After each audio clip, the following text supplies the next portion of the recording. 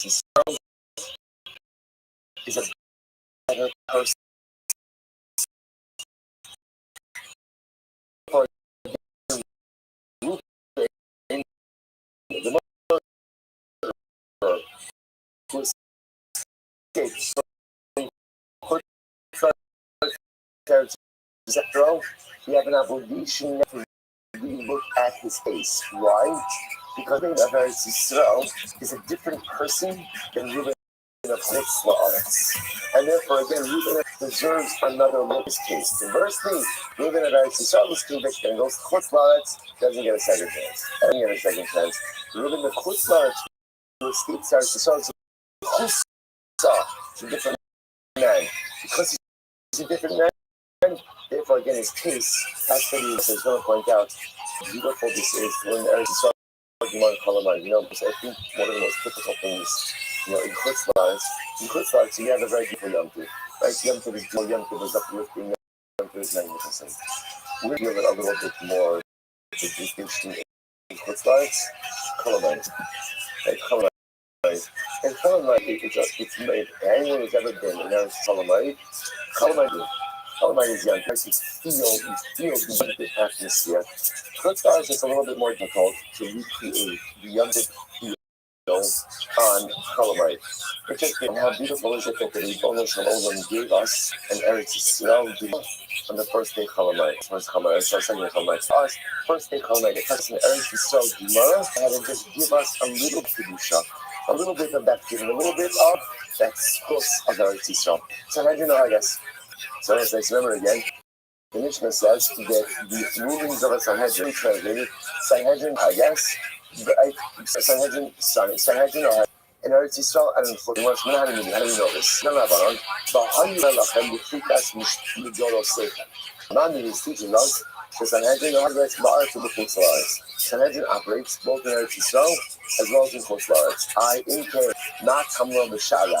So if that's the case, that the Sanhedrin operates both in Eretz Yisrael and Chutzlaretz, so why does the Torah frame it, or why does the Torah say B'Shara in your gates? Which makes it sound like that the Sanhedrin only operates in Eretz Yisrael itself.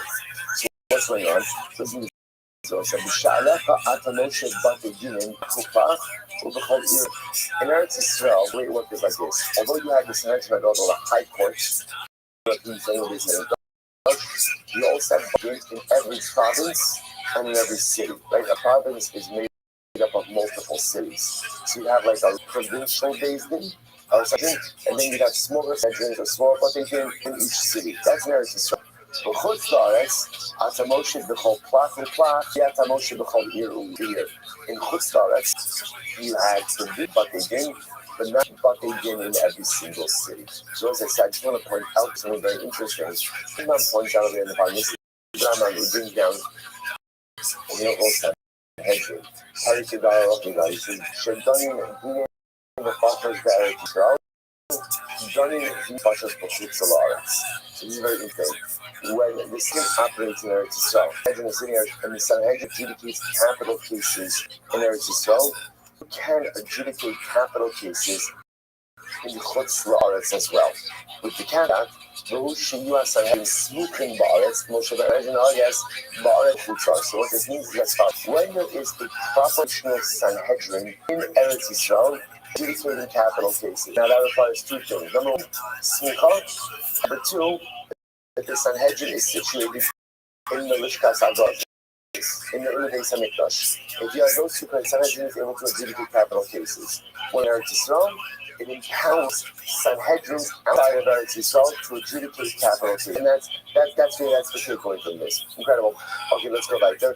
And once again, the last covenant was quite intriguing. Remember again, Sanhedrin held, I guess. So we have two different versions of this, right? In the first version, Kanakama said that if Sanhedrin goes ahead and executes once every 7 years, is considered to be a destroyer. Right? The Elazar ben Azariah said, even once every 70 years, Rabbi Tarfon and Rabbi Akiva, if we sat on the Sanhedrin, it would never execute anyone. To it, the Gemara says, the Shivin Shan Lekir Kavlonis, Oldima Orach Arahu.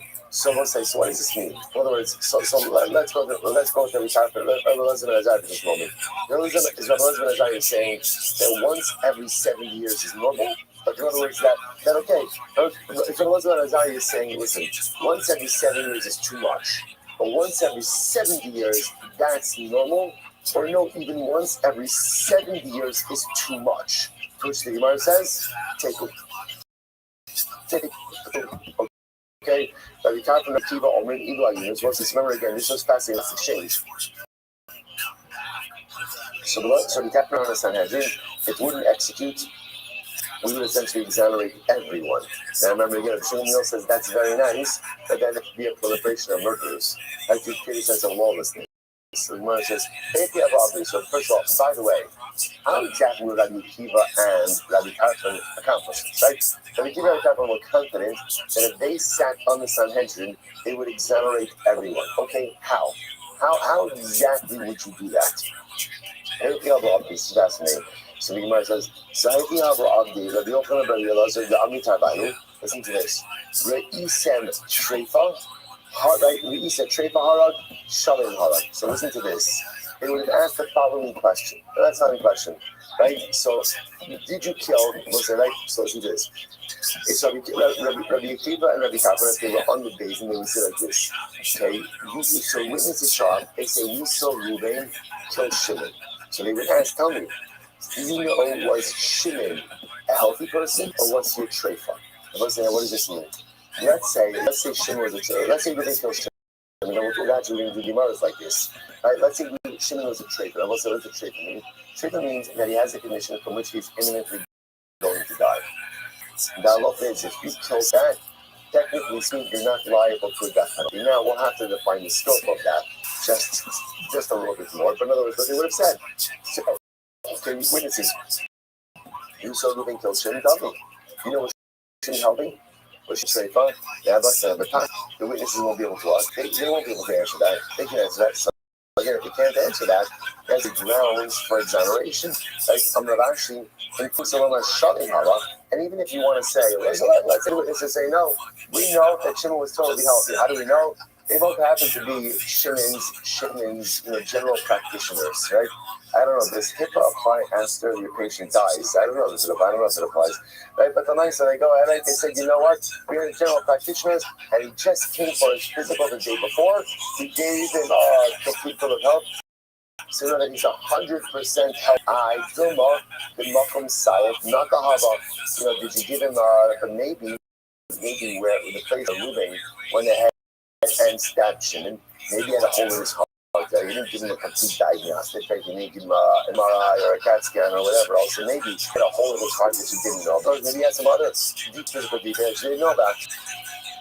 The Gemara says, okay, the goal is higher. So that would be the capital. Essentially, in the capital case, if you wanted to exonerate, the way you would exonerate would be to say to the witnesses, how do you know with certainty that Reuben, you say you saw Reuben kill Shimon. Fine, so we're not even disputing that. Maybe Shimon was a treifa. This was a treifa. They'll say, so that would have been grounds for exoneration. Now, the truth is, the counter to that is, the chazaka is that what? People are treifas. Right? But again, nevertheless, we're trying to see, the point of it is that the Kiva and Tarfon would have avoided a particular derech of questioning. And essentially, they would have cast doubt on the fact that Reuben shouldn't be for killing Shimon. There's a possibility that Shimon essentially was only halachically dead. He was a treifa already. Okay, so that works. Let's say murder. What about a case of immorality? Right? Let's say witnesses show up and they say that we saw Reuben commit adultery. Right? We saw Reuben have relations with Shimon's wife. So how would Rabbi Akiva and Rabbi Tarfon exonerate in that case? So the Gemara says, the ball is so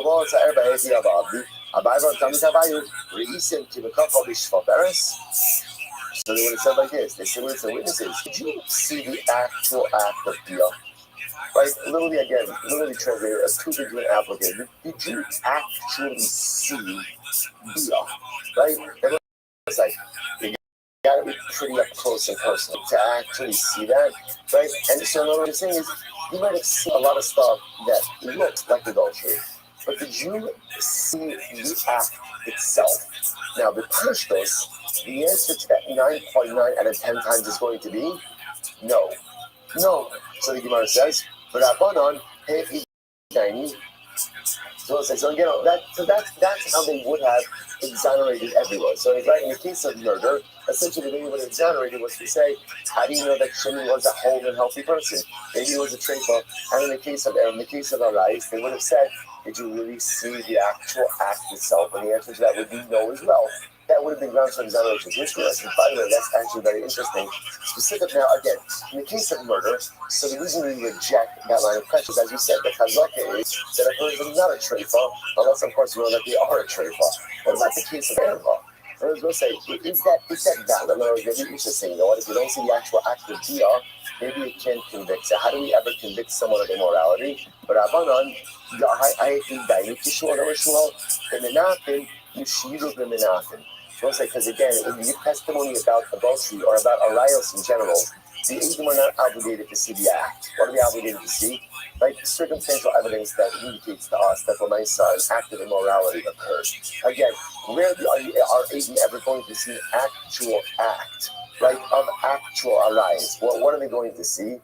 They're going to see a man and woman behaving in a certain way that clearly indicates to us that forbidden sexual activity. And also, by the way, can't you go about the Gemara now? You know, this app I put out on our document, check it out today. There's a beautiful, to actually learn Masechet Sota over Sira, because there are 49 blocks. There are 49 blocks in Masechet Sota. So the Rebbe had a very beautiful meaning to learn Masechet Sota every day. I know we just started Makkos, but there's still time for Sota. There's always time for a little Sota, right? It doesn't go out right, but you understand what I mean. So it's actually incredible because also that's what Sota is all about, right? Sota is a different kind of case, but Sota are witnesses seeing a man and a woman, right? A woman who's been warned about a certain man behaving in a certain way. Now, they don't see Bia. Actually, really, in that case, all they see is seclusion. Right? And interesting enough, that triggers a whole different process. But in general, when witnesses are showing up and they're saying, Ruben committed adultery with Shimon's wife, so again, what Rabbi Shmuel says that halacha l'maisa, rarely are they ever saying we saw an act of biyah. That's not what they're saying. Rather, what they're saying is we saw enough to indicate to us that there was forbidden sexual activity that happened. Okay, and the Bible say that's how we do Allah. And the Bible say our first time in Marcus. Incredible. What a feeling. All right, right there. Celebration's over. But anything not going. So I say now, right? No, I'm going to take a little break, right? We went hard on the first days, right? We'll wait till tonight. Anyway, not going. So let's say now we're going to focus a little bit on actually Sugya that is probably the most well-known Sugya in the Sefes Makkos, which is the halakha of going to Golos. So now again, just a little bit of a brief background. A correct Ruben kills Shimon accidentally. And we're going to define exactly what all of these terms mean.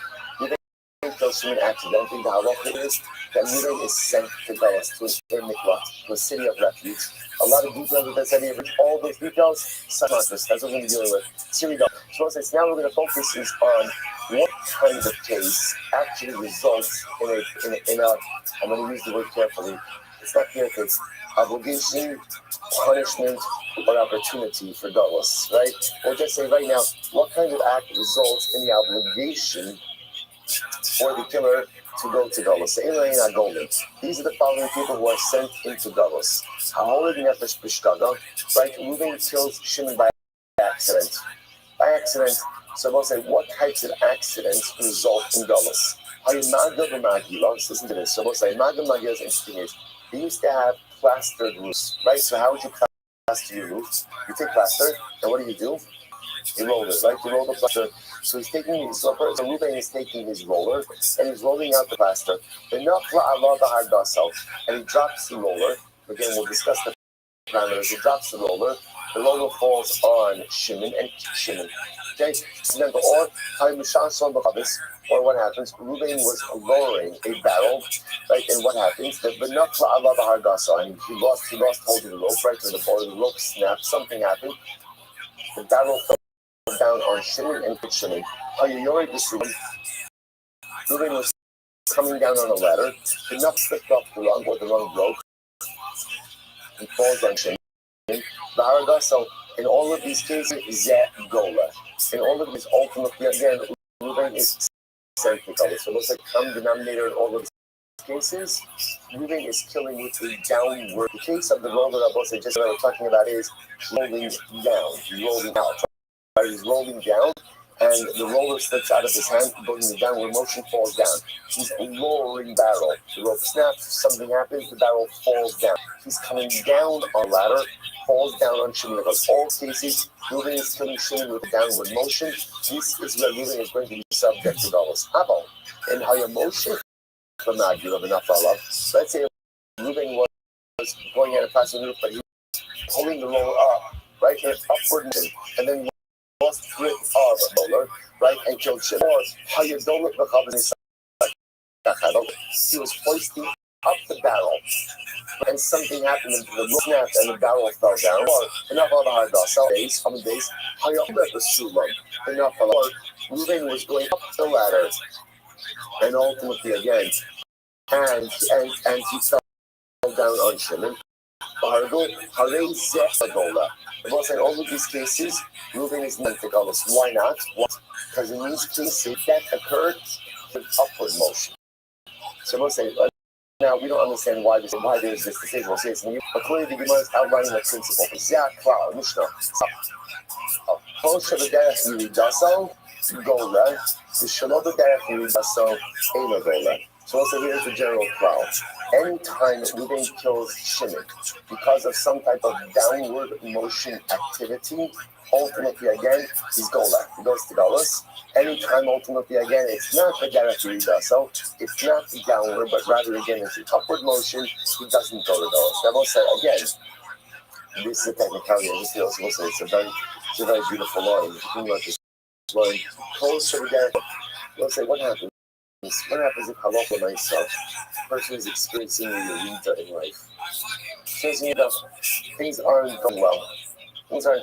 Just my life is not going in the direction I want it to go. Right? I'm the derech. What should you do? Gola. What does gola mean? Change the circumstances. A lot of times in life when we're not in a good spot, what we tend to do is like wallowing.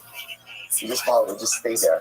Meanwhile, the Mishnah says, that's what happens to all of us in life. Hold on, change your circumstances. Now again, maybe you can't change all of your circumstances, but there are always circumstances that are within our sphere of influence. So you're not in a good spot in life, go back. Change your spot, change your place, change whatever circumstances you can, turn your situation, at least begin to change your situation around. Incredible. Send me Mara. So let's say, where do I know this from? Where do I know this from, right? In other words, so the Mishnah is giving me this cloud that if Reuben kills Shimon with a downward motion, so Reuben is sent to Golas, but yet if he kills Shimon with upward motion, he's not sent to Golas. Where do I know this from? So Amr Kra, the Pasuk says,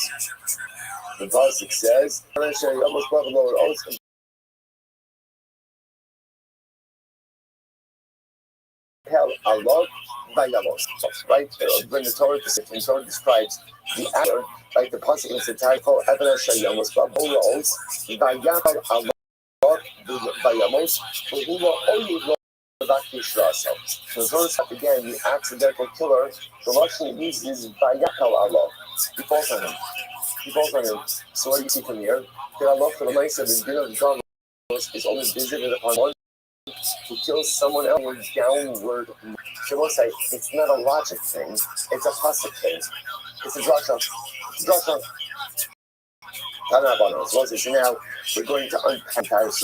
We'll say, so if you have any newer Gemara, you can see, by the way, you notice on the margins you have the psukim. So if you just take a look at the psukim that we're talking about today. This is the psukim of your mikvah. So it's V'krisim Nochem are in mikvah. You'll designate for yourself, I'm just reading psukim, not the Gemara. You'll designate for yourself sage of refuge. The Neizar again is also the Sochachem. Tzien Sheish Arim Ha'elam Miklat Monos Shama Kol Makin Nefesh Mishkara. So ultimately, again, who goes? Who goes to the mikvah? Someone who kills accidentally. You want to talk about bishkaga? What do you mean bishkaga? Proclamation. This comes to exclude someone who kills intentionally. Or we'll talk about this, that the cities of refuge were set up for people who killed accidentally, not for people who killed intentionally. In fact, again, if you were an intentional killer, right, you intentionally Shimon and decides to run to an air mikvah, what do? We get him out. It's all out. We're going to talk about this. We put him out, and we sent him to stand trial in Beis Din. We then killed Shimon without him. Proclamation. This excludes someone who killed, right? We then killed Shimon with intention. Gemara says that's obvious. Gemara says Mazid. Listen, obviously, if there's intention, then he's amazing. If he's amazing, then he's liable for that penalty. So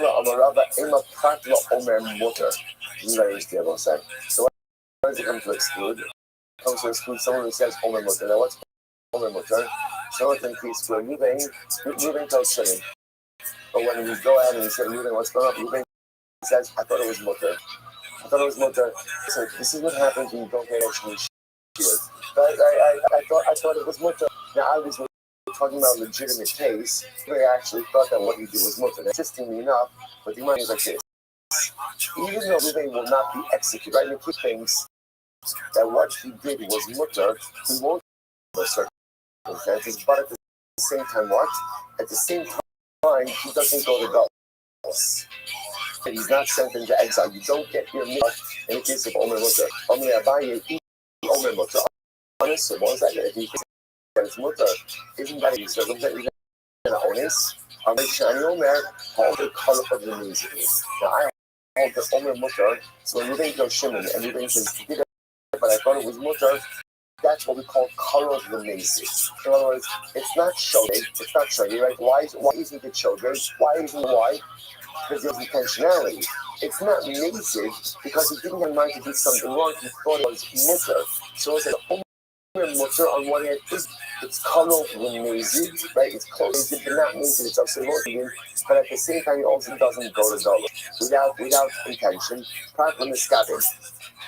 This is Kisam Kavana. That's obviously what says Miskabin, Shita Bakatonu. Obviously, I will say, if Ruben kills Shimon, Ruben and gets to Shimon, then ultimately, again, he's liable to that penalty. Which you must, because no, what's the case? Interesting. What about Ruben? Right, so let's watch this. Ruben had intention to kill, had intention to hunting, had intention to kill a deer, but instead he killed Shimon. Or Lukusi, or I guess so. Or you have intention to kill a Kusi, which again, not good, but also not liable to that penalty. Right? And he ends up killing Yisrael. The Neitel, the Harad Ben Kayama. He had intention to kill a Neitel, right? A non-viable child, but instead he killed a regular person. So we'll say, so all of these cases, funnily enough, you don't go to Dulles. Right? Why don't you go to Dulles? Why not? Because it wasn't fully accidental, right? There was intentionality for an act of bloodshed. Just it was supposed to be quote unquote a permitted act. It turned out to be a prohibited act. So again, because there wasn't some level of intentionality, you can't go to. Obviously, you're not going to be executed for that. But you also can't go to Golos because there was some level of intentionality. Turn around on in the Pesach, right? It can happen suddenly.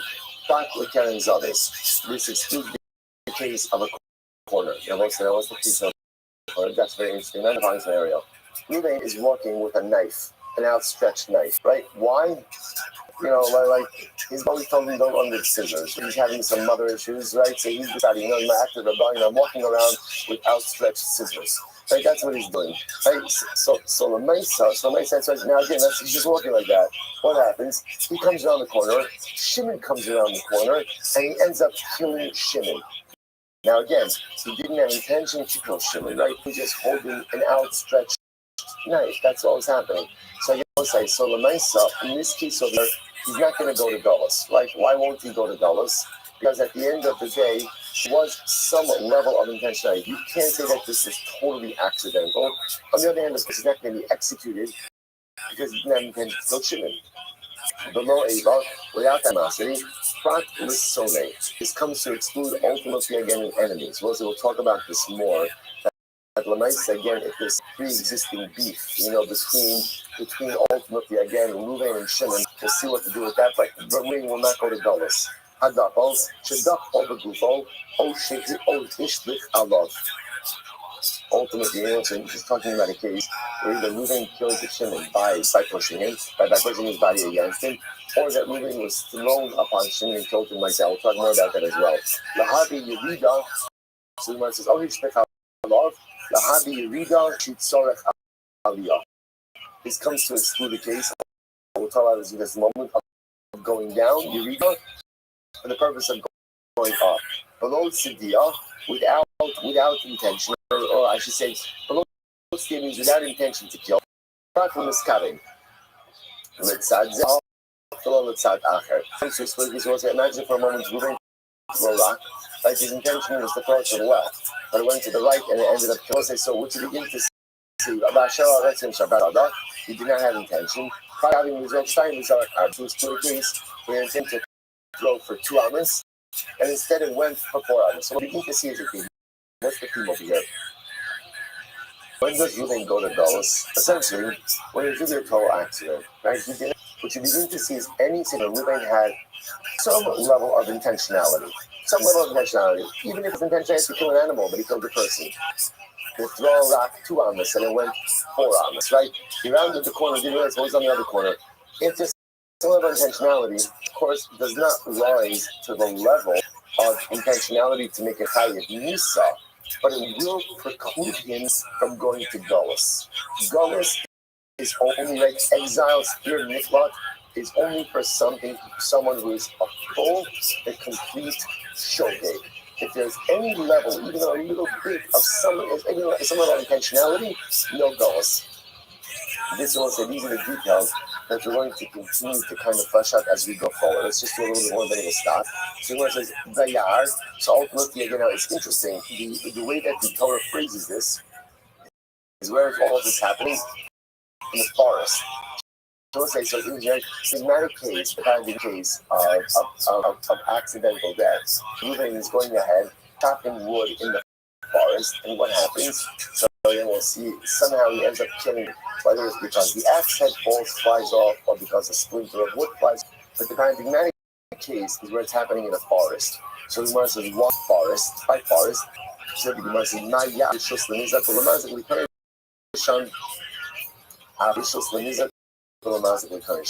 forest is a place where both parties have the right to be there.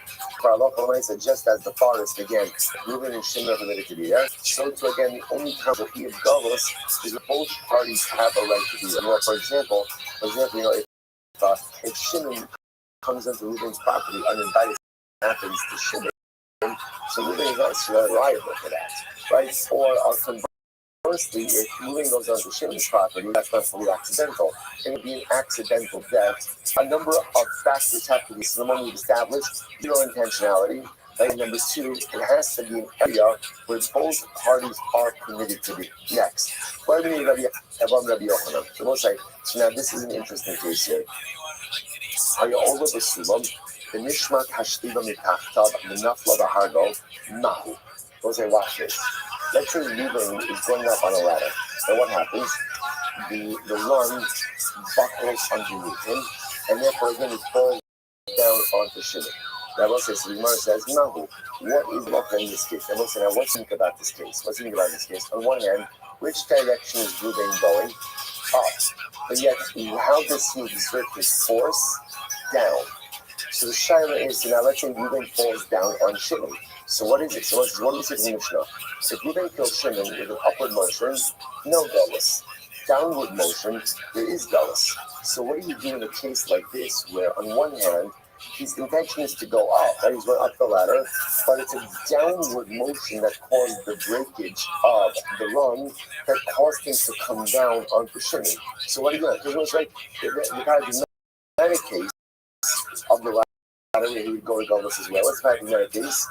Going down the ladder, he slips off, and he falls down Shimon. In this case, he's going up, so it's up, but at the same time, it was a downward force that broke the run that caused him to fall down. So is that called down or Yerida? So the Gemara says, no. So the Gemara Is this called ascension? Is this called the miracle Ruben will not go to Galus? Or Yerida? Or is this called going down? And that's what Ruben will go to Galus.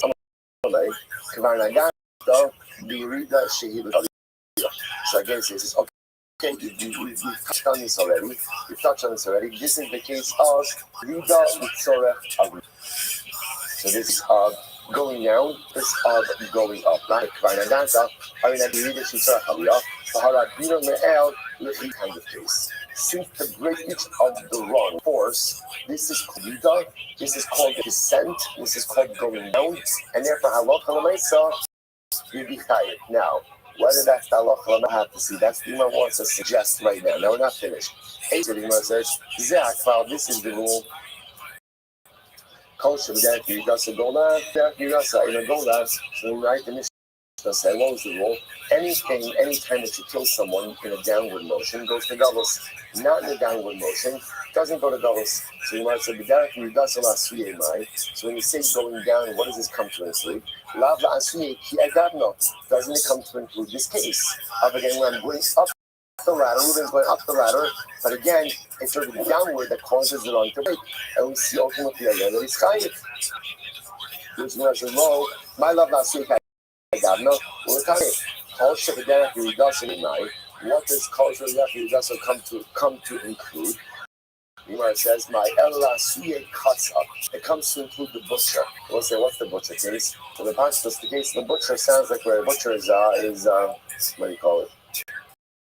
Chopping, thank you. And what happens? She comes down with the knife. When it says he's coming down, the knife slips out of his hand and kills him. Did you try for that? Elasuye cuts up. Bisanya, which is very interesting. Bisanya, cuts up Shayla Katsi. Listen to this. If a butcher was cutting meat, listen to this. Tanakada, so there are essentially 4 different brises over here. Tanakada, one brisa says, the front of Chayiv la'achar of Potter. If he kills in front of him, he's Chayiv, in back of him, he's Potter. Tanya idach, bless you, Tanya idach la'achar of Chayiv la'achar of Potter. Another brisa, if he kills in back of him, he's Chayiv, in front of him, he's Potter. Tanya idach, be'im upon him la'achar of Chayiv. Whether he kills in front of him or in back of him, he's Chayiv. Tanya idach, and another brisa says where he kills in front of him and back of him, he's Potter. What is this? Look, Asha, that's not a contradiction. It's very simple. Can be a reader shalafana, ba'aliyah shala'achara. So we'll say one brisa is talking about a case. Now again, I will say for the butcher, there's 2 motions, right? Right?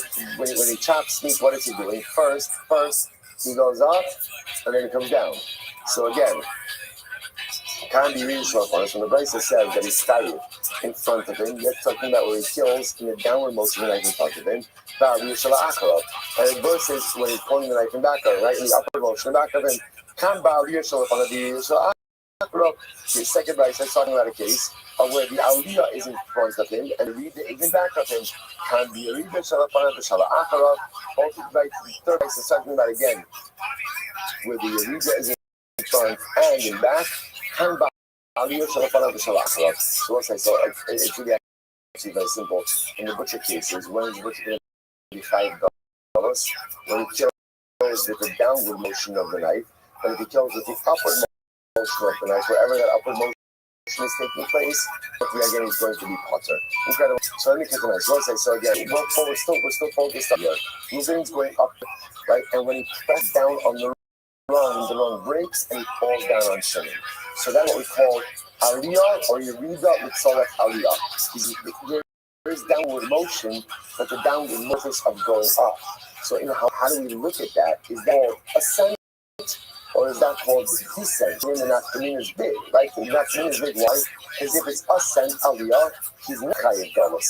If it's Yerida descent, he is chayiv galus. So which one is it? Which one is it? Let's say last short line. Look at the night. How you all the back to Ruben was going up the ladder, and ultimately again the rung broke as he was going ahead and ascending the ladder. So Tanya Chada Chayiv, the Tanya Idach Potter. One brisa says he's Chayiv, one brisa says he's Potter. So my Rabbi they will say, I'm not arguing about the following case. The Mar Sava Yeridari, or Mar Sava Aliyahi. So this is my protest. Again, I will say, this is a great case. What is this? Is this called Aliyah or Yerida? Is it ascent or descent? No. The Chuli Alma Aliyah. The Gemara says, no, not true. Everybody agrees that we're saying that in this case, this is called Aliyah. This is called going up. It's going up. Let's say, by the way, if you think about it, it has to be that way, right? Why? Because if it's not that way, then what? There's never a case of ascent, right? Well, by definition, every ascent requires pressure downward.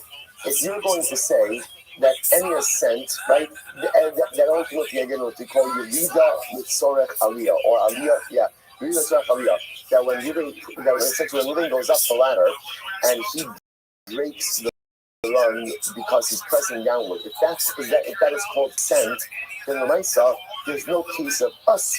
The only way to ascend, by definition, is to exert pressure downward.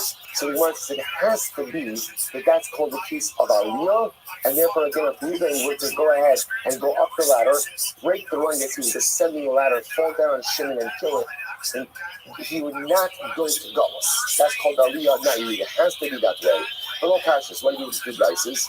The Gemara says, Kamen Izakin, Kamen Galus. When the Brisa says that he's chayiv doesn't mean dollars. What does chayiv mean? Damages. Damages. Let's say Reuben going up the ladder, and he breaks the run, but he falls down on Shin and he doesn't kill him, he injures him. What's that? It's chayiv damages. The Lord said, it's an accident. It's not right. Damages. Nizikin 101 is Adam Morbiolo. A person is always liable for any damages, accidental, intentional, doesn't make a difference. You fight for everything. The other guy is that he's Parker, that's talking about for Gullus. Levi is another possibility is how about the Gullus? Both talking about Gullus. Lokashia, how the Isli, how the Lo Isli. So this is very interesting. The other possibility is talking about as follows. Now, one is talking about a worm-eaten ladder. So let's say the rung is eaten by worms, which means that it's rotted. So let's say in that case where it's rotted, so that's what we'll say. If then Shimon were to go ahead and step on it and were to break, that would be called Yerida. That would be called descent. Why? Because since we're talking about a ladder that's not really capable of going ahead and holding his weight and sustaining this ascent, that's considered to be descent, and therefore it would be chayiv in that kind of case. Interesting. Look at actually this moment. How the Isli.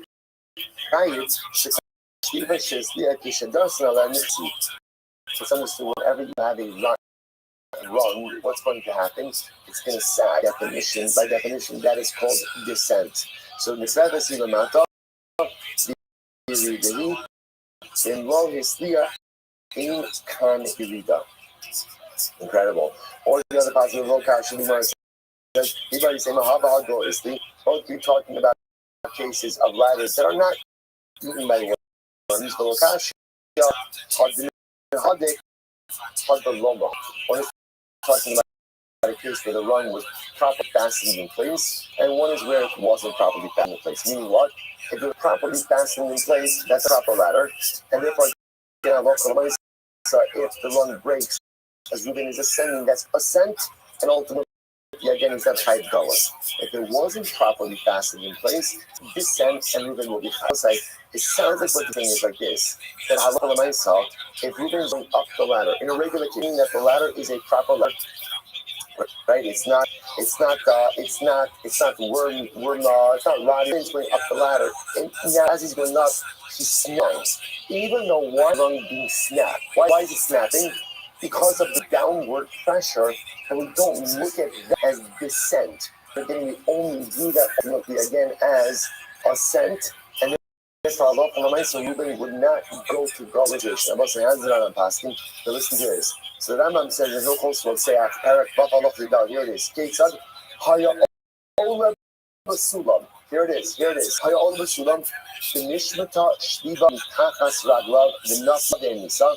Reuben's going up the ladder, and what happens? As he's going up, the rung snaps under him, and as that he falls down on him and kills him. What's the halacha? Pater min hadalos. Ultimately, again, Reuben is the wireable sign, because again, the Gemara explains that Yerida Yitzorech Aliyah is called Allah. Yerida Yitzorech Aliyah is called that. Ultimately, again, downward motion for the sake of going up is called up, right? No, it's a Rida with Sorech Aliyah, right? Because again, what you're doing is you're pushing down the purpose of going up, right? With Sorech Aliyah, exerting downward pressure for the purpose of going up. That's called Yerida, it's called Aliyah. And therefore, by definition, when we ascend, now again, remember, if it's a rotted ladder, but if it's a what's it, like a poorly constructed ladder, again, then that's a different kind of case. But assuming that it's a proper ladder, but even though again when moving is going up, he's exerting downward pressure, that is called ascension, and therefore so moving would not be chayiv galus in that case. And on both sides, the Moshe Haskell was screaming at us in the dark. And what do you see from here? Yerida with Sorech Aliyah is called Aliyah. I will say, a lot of times in life, it would be wonderful to think that life is like this perpetual journey upwards. It's not like that. You ever have one of those experiences where things are going so great spiritually, and then something happens, and like you are a little like thrown into this valley, right? And it's so frustrating and so upsetting, and a person feels like everything I did to build myself up is now gone because of look at this descent. Look at what happens. So the most beautiful thing in Yiddishkeit is when we descend, right? When we have the Yerida, when we have a spiritual descent, it offers us an incredible opportunity to learn so much about ourselves, to learn so much about our weaknesses, right? When I make a mistake, I will say, right? When I get myself a bad spot in life, that teaches me, right? That shows me like my spiritual Achilles heel. If I use those moments of Yerida to learn about myself, to learn about my build back better, then it turns out that Yerida is with Sorech Aliyah. Now, those spiritual descent fuel my ascent. And I will say, what's the halacha? With the Yerida, with Sorech Aliyah, if your spiritual descent, you utilize it to build yourself back better to ascend, then a Yerida, with Sorech Aliyah, is considered to be an Aliyah. I will say that it turns out that even the descents in life, ultimately again, are judged as an ascent. Even the Yeridos are considered to be an aliyah if the Yeridos are ultimately again for our spiritual betterment. I will say this is one of the most beautiful. When we fail, our avodah is not to wallow in it. When we fail, our avodah is to ask ourselves, what happened? What can I learn about myself? What can I learn about my life? How through my weaknesses can I grow to become a better person? If in those moments of failure, I learn about myself, I build myself up even stronger, then the failure itself, and the Yerida itself becomes the Yerida itself becomes an aliyah. The Yerida itself becomes a moment, ultimately, again, of spiritual ascension. If my Yeridos are just Yeridos, I'm doing anything with it, then just Yeridos. But if the Yeridos, if the mistakes in life become the opportunity to learn about myself, to build myself back even stronger, then even the Yerida is an aliyah. And it ultimately again becomes a Yerida with Sorech Aliyah. And the halacha l'maisa, is that Yerida with Sorech Aliyah and Aliyah. A descent for the sake of ascending, even the descent is part of the physical and the spiritual ascension. What's that? Shkoyach.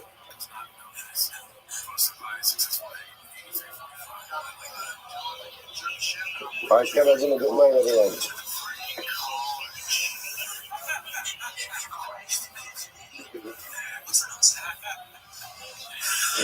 Yes.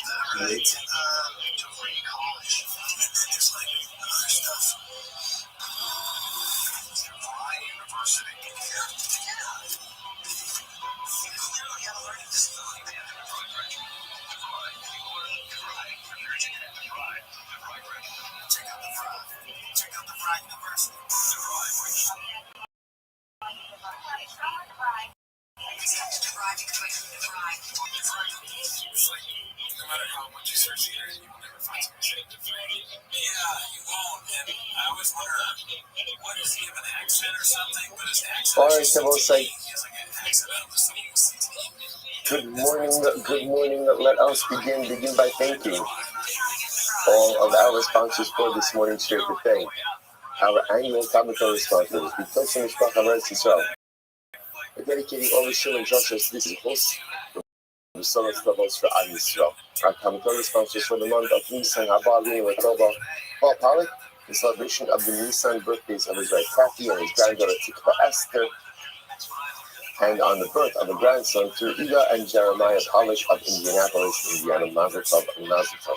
And now we go sponsorship in the schools of singles for all of our children, and for Nisan to be the month of Geula Shlema for Klal Yisrael, and may Avram Shem be coming. Many Avram's mother, Sarah, Raina, Bas, Yoshua, Heschel, Zichron, we thank all of our sponsors for their incredible generosity. We'll get an American Bible, all of them, the Shema, their families, and the all of those who need to happen together with Kol, Holy, so let's support this video. Bring our hostages home. The Shalom and the power of Holy Soldiers to be successful. The Chol Maaseh Yidin. So we got let us be able to be the ahead of us today. Today's daf is Gimel 3. We are picking up on days 12 lines up to the bottom. My so it says remember again yesterday's daf we ended up with as follows. We saw Gemara highlighted 3 unique things, unique qualities that apply to Edom. So Rabbi Akiva added on a 4th. And interestingly enough, one of the things that we saw about Edom is that don't pay kofar. Like remember again, if my ox goes kill someone, there is a payment that's called kofar, which means some people even zone not pay kofar. Again, Gemara began with a discussion of welfare. Is kofar kapara? Right? Is kofar ultimately is it payment? Is it mammon? Is it a monetary payment? Ended off with the fact that kofar is kapara. Right? Kofar is a atonement payment. There's machs over here between the Rabbanon and how you value that payment. I'm sorry. We go ahead and the payment ultimately again based on the value because since it's an atonement, therefore Allah Ta'ala give his value. The Rabbanon on the other hand, we go and we value the payment on the value of the damage. Is it that I will say now? Here's what's interesting. This seems to be inherently contradictory. If you hold that kofar payment is a kapara, is an atonement payment, right? That's what it is. Then logically, what should the value be based on? Based on the jerk, right? If I'm the person whose ox sold moving, so the nice thing makes sense that I have to pay my worth. In other words, again, something of mine took the life of another. I should have to pay my value. That makes sense. Rabbanon, you said it's to pay the value of the victim. What? So here we go. So more as follows. Nemar hashasa l'mah. Nemar hashasa l'mah. So more interesting enough is hashasa. Hashasa means to impose a payment on someone. So it says hashasa l'mah. And Rashi points out over here. Rashi points out over here. Nemar hashasa or the malati. So Yashis alabala isha. Case number 1 is fighting.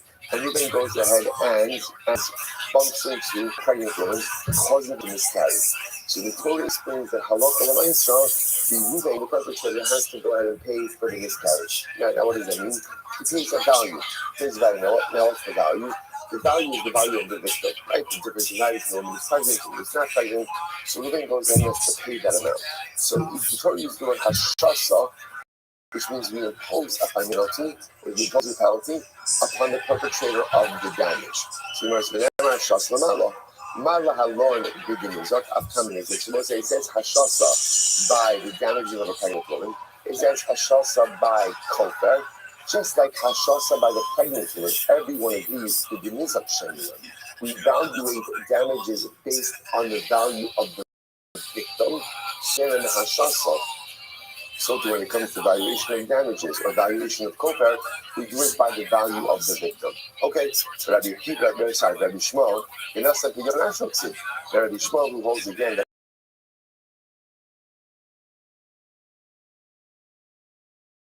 halacha l'maisa says that you don't show. you have to give a redemption for your soul, which sounds like again, give your value, damage your soul. To which the Gemara said, but in Job said, yes, everyone's agreeing with this. Everyone is agreeing that kofar ultimately again is kapara. Kofar ultimately again is an atonement. But nevertheless, how do we value that atonement? So Rabbi, it's true, it's an atonement payment. But how do we evaluate that atonement payment? Ultimately based on the value of the damaged part. Okay, so most of this is not a very valid. Now remember, for our purposes,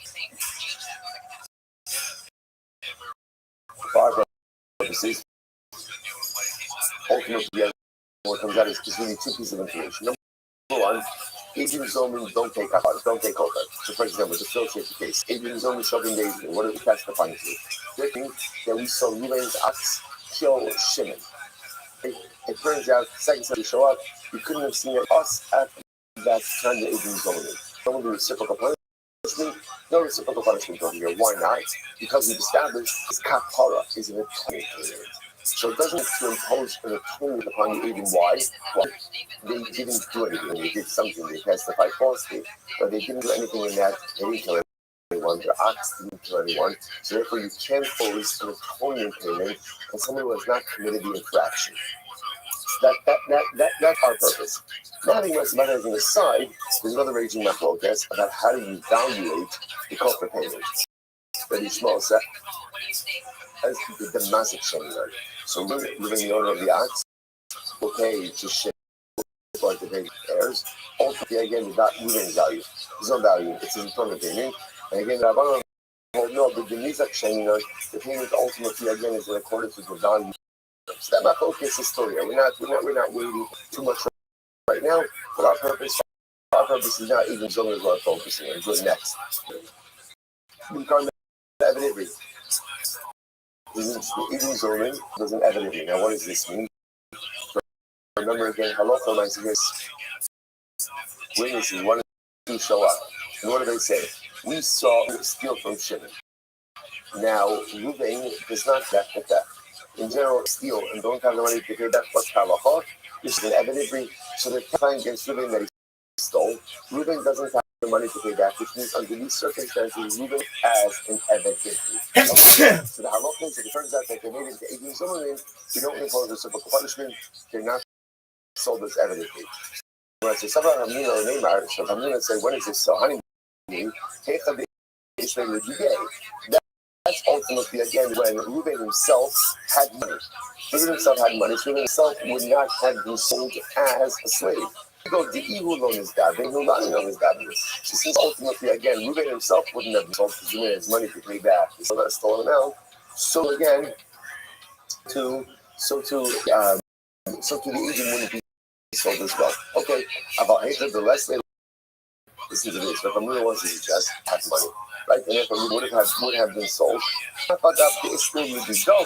even though the agent do have money. Right? So if Reuben didn't have money, even if the agent do have money, the agent are sold. Wow. So I say that's intense. Right? So if the witnesses testify that Reuben stole from Shimon and Reuben doesn't have money, so found guilty, Reuben would have been sold. Now it turns out that our agent zoning, the agent are sold. The agent are sold. So the Gemara says, 1 second. I'm really Rabbi. The aunt Chavalach, we haven't this done. Why can't they say this? Ruben, hold up over here. No, Ruben, if you had money, you wouldn't have been sold either. And then Nami wrote this Zandinon. Why should the witnesses be sold if they have money? In other words, hello for the nice even if Ruben would have been sold, but Ruben would have had money, could have bought himself out. If you want to impose reciprocal punishment upon the agent, so go ahead and say if they don't have money, they can be sold also. But when I say if they do have money, why shouldn't they be able to buy themselves out of servitude? Hello, Moses is right. Rabbi said as follows. As Rabbi said, Tani Miri, the Islam only the day, only the day. Was the when do we say that agents are not sold as an evidence? And when is that? When someone in the equation has money, right? Either Ruben, right, or the witness, right? Because if Ruben himself has money, that means Ruben would never been sold. If Ruben wouldn't have been sold, you can't sell the witnesses. Or even if Ruben doesn't have money, so Ruben would have been sold. And now we see both reciprocal sometime we do have plans.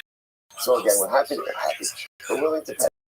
We're willing to pay. But again, it's like if you have money, you could have bought yourself out of servitude. So we should also be able to buy ourselves out of servitude.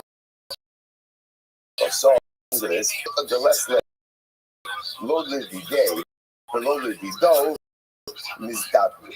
Now,